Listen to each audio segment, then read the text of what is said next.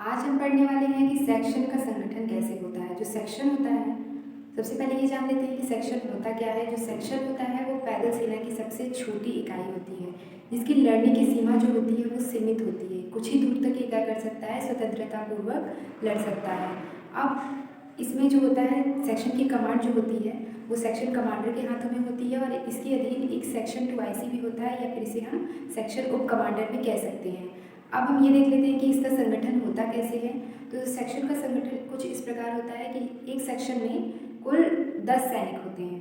Section commander के सहित कुल 10 सैनिक होते हैं, जिसमें से एक सेक्शन उप कमांडर भी होता है। अब हम देख लेते हैं, ये जो हमारा सेक्शन कमांडर था, इसका पद होता है हवलदार का, और जो सेक्शन उप कमांडर होता है उसका पद होता है नायक का। अब हम ये जान लेते हैं कि ये सेक्शन जो होता है वो कितने प्रकार के होते हैं। तो सेक्शन जो होता है उसको 2 भागों में बांटा गया है। पहला तो राइफल ग्रुप, दूसरा हमारा ये ब्रिन ग्रुप। तो आइए ये जान लेते हैं कि राइफल ग्रुप क्या होता है। जो राइफल ग्रुप होता है इसमें कुल 6 राइफलधारी सैनिक होते हैं, और एक ये सेक्शन कमांडर होता है हमारा।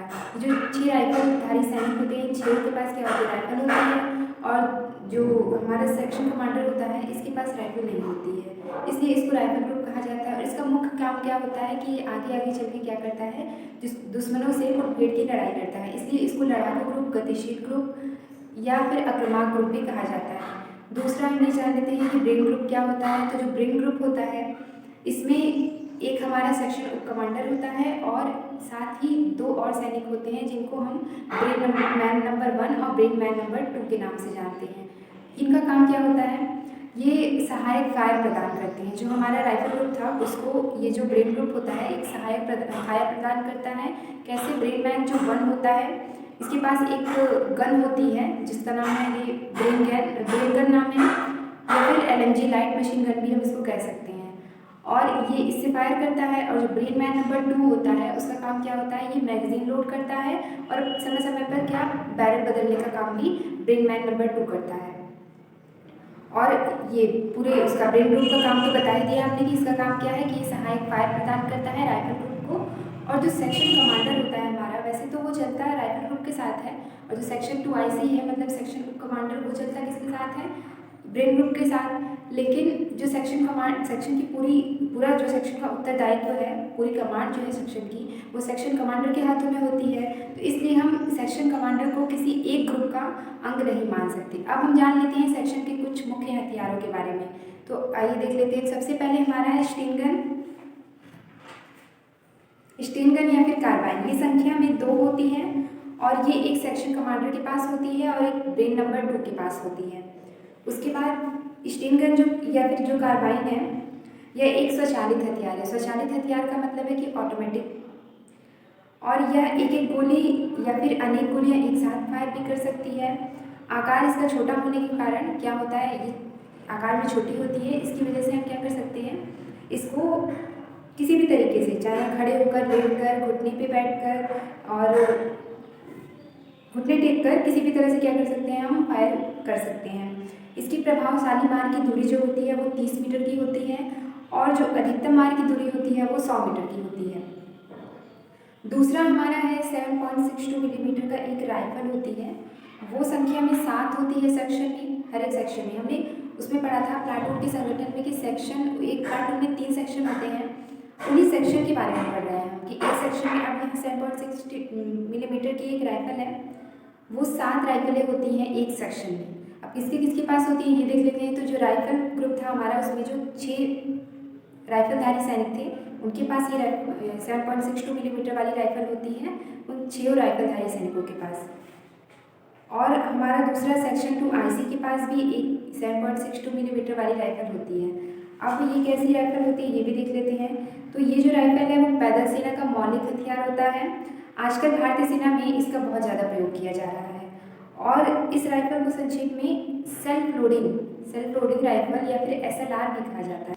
यह एक एक गोली धीमी या तेज गति से क्या करता है, फायर कर सकता है, और ये 1 मिनट में क्या 15 गोलियां फायर कर सकता है साधारणतः, मतलब बहुत ज़्यादा तेज नहीं।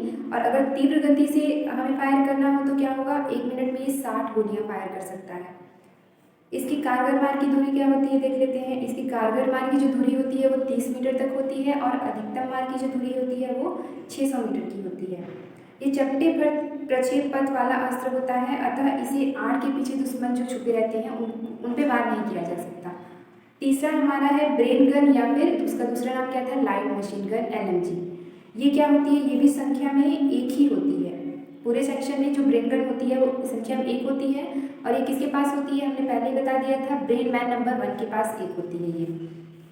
ये भी एक स्वचालित हथियार है, और फायर करने के लिए इसमें ट्रिगर को बार बार नहीं दबाना पड़ता। एक बार जब हम ट्रिगर दबा देते हैं तो मैगजीन खाली होने तक क्या होता है, स्वतः ही गोलियां फायर होती रहती हैं। और यह सेक्शन का मुख्य हथियार होता है, इसीलिए इसको सेक्शन का तोपखाना भी कहा जाता है। राइफल की तरह यह भी चपटे प्रक्षेप पथ वाला होता है, और इसमें एक एक गोलियां या बर्स्ट रैपिड दोनों फायर किया जा सकता है। उसके बाद इन उपयुक्त हथियारों के अतिरिक्त सेक्शन के सैनिकों के पास कुछ और हथियार भी होते हैं। इन हथियारों के संचालन के लिए कुछ और चीज़ें भी होती हैं, जैसे कि गोला बारूद होता है, स्टेन गन की मैगजीन होती है, राइफल की मैगजीन होती है, ब्रेन गन की मैगजीन होती है, HE ग्रेनेड मतलब हथगोले, और राइफल ग्रेनेड, स्मोक ग्रेनेड और एंटी टैंक ग्रेनेड, ये सब ग्रेनेड भी होते हैं। प्रत्येक सेक्शन में राइफल मैन नंबर 3 जो होता है उसके पास क्या होता है, जो राइफल मैन नंबर 3 है उसके पास एक डिस्चार्जर कप होता है। इसका क्या यूज़ होता है, जिसे राइफल पर चढ़ाकर राइफल ग्रेनेड फेंकने के लिए प्रयोग किया जाता है। डिस्चार्जर का प्रयोग क्या है कि इसको राइफल पे चढ़ा के और फिर ग्रेनेड फेंकने के लिए इसका यूज़ किया जाता है।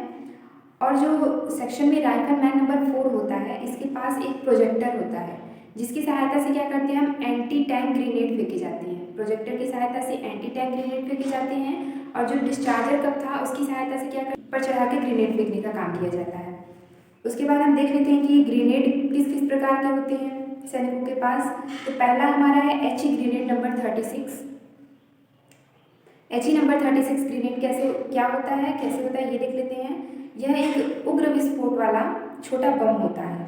इन बमों में एक सेफ्टी पिन भी लगी रहती है। ये जो हमारा HE ग्रेनेड है इसमें एक सेफ्टी पिन लगी रहती है, और शत्रु पर फेंकने से पहले क्या करते हैं हम उस पिन को हम निकालेंगे, और उसके लिए इसमें क्या रहता है, एक फ्यूज़ जो है, फ्यूज़ समय अनुसार पड़ता है, और फ्यूज़ के लिए कितना समय है वो भी देख लेते हैं हम।